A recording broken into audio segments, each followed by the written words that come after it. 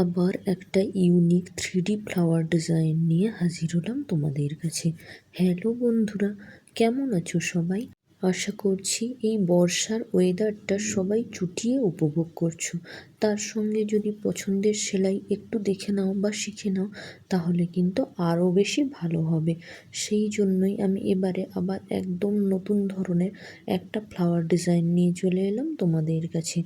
অন্য সময় 3D design করার জন্য অনেক কঠিন কঠিন সব স্টেপ ফলো করতে হয়, কিন্তু এই 3D ডিজাইনের যে ফ্লাওয়ারটা, এটা এতটাই সহজ যে এমনি নর্মালি যে ফ্লাওয়ার সেলাই করি ওভাবেই 3D ফ্লাওয়ারটা হয়ে যাবে।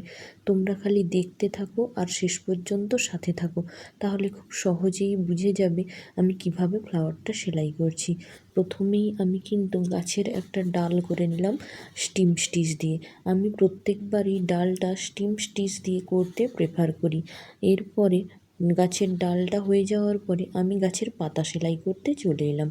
আর পাতা সেলাই করার জন্য অ্যাজ ইউজুয়াল আমি ফিশবোন স্টিচটাকেই সিলেক্ট করে নিয়েছি। এর আগে আমি satin stitch, button whole stitch, Kashmiri stitch দিয়ে পাতা সেলাই অনেকবারই তোমাদেরকে দেখিয়েছি।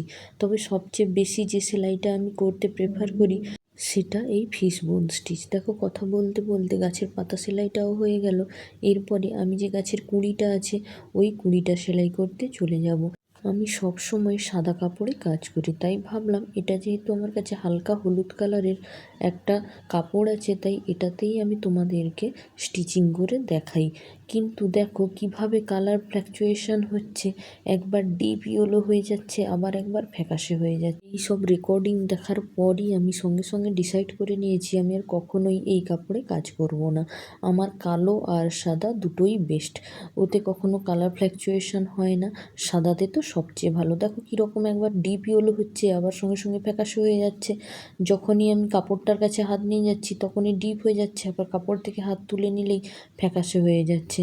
যাই হোক, কথা বলতে বলতে কিন্তু আমি ফ্লাওয়ার সেলাই করা শুরু করে দিলাম। দেখো এমনি নর্মালি প্রথমে পাপড়ির ওপরের দিকে আমি দুটো স্টিচ দিয়ে নিয়েছি আর নিচের দিকে একটা, আর দুটো স্টিচের নিচ দিয়ে সুতোটা ঢুকিয়ে আমি দেখো একটা 3D ফ্লাওয়ার তৈরি করছি।